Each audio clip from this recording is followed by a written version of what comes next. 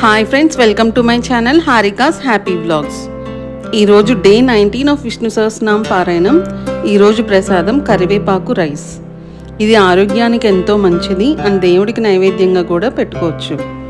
ఇది ఎలా తయారు చేసుకోవాలో చూద్దాం. మరి ఫస్ట్ ఒక ప్లేట్లో 4 to 5 నిలువుగా కట్ చేసిన మిర్చి, చిన్న అల్లం ముక్క తరుగు అండ్ 2 రెబ్బల కరివేపాకుని పక్కన పెట్టుకోవాలి. ఒక ప్యాన్లో ఆయిల్ వేసుకున్న తర్వాత వేరుశనగ గుళ్ళు, పచ్చిశనగపప్పు, మినప్పప్పు ఫ్రై చేసుకోవాలి. ఇవి కొంచెం ఫ్రై అయిన తర్వాత 4 ఎండుమిర్చి వేసుకుని ఫ్రై చేసుకుని పక్కన పెట్టుకోవాలి. అదే ప్యాన్లో కరివేపాకును వేసుకుని బాగా ఫ్రై చేసుకుని పక్కన పెట్టుకోవాలి. ఫస్ట్ నేను వేయించిన పప్పులు గ్రైండ్ చేసిన తర్వాత సెపరేట్గా కరివేపాకును గ్రైండ్ చేశాను.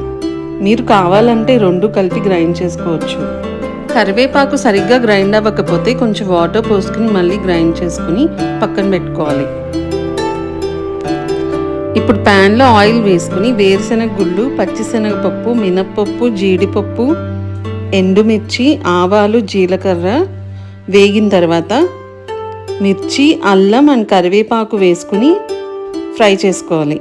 ఇలా ఫ్రై చేసుకున్న తర్వాత ఇంగువ వేసుకుని ఫ్రై చేసిన తర్వాత మనం గ్రైండ్ చేసిన కరివేపాకు పేస్ట్ వేసుకోవాలి.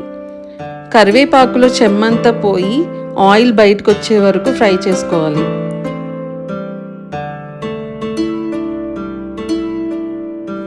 ఇప్పుడు గ్రైండ్ చేసిన పప్పుల పొడి వేసుకుని బాగా కలుపుకున్న తర్వాత రైస్ యాడ్ చేసి మొత్తం మిక్చర్ అంతా రైస్కి పట్టేలాగా బాగా కలుపుకోవాలి.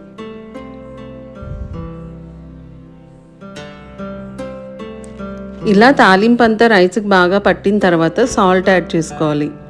సాల్ట్ యాడ్ చేసుకున్న తర్వాత మళ్ళీ ఒకసారి కలుపుకుంటే మన కరివేపాకు రైస్ రెడీ. ఇంతే అండి, చాలా ఈజీగా అండ్ టేస్టీగా చేసుకునే కరివేపాకు రైస్. ఎన్నో హెల్దీ బెనిఫిట్స్ ఉన్న ఈ కరివేపాకు rice the best lunch box recipe. ఒకసారి మీరు కూడా ట్రై చేసి చూడండి. ఇలా కరివేపాకు రైస్ని ప్రసాదంగా చేసుకుని ఆ స్వామికి నైవేద్యంగా పెట్టుకుని విష్ణు సహస్రనామం చదువుకున్నాను. ఇలా నా 19th డే పారాయణాన్ని కంప్లీట్ చేసుకున్నాను.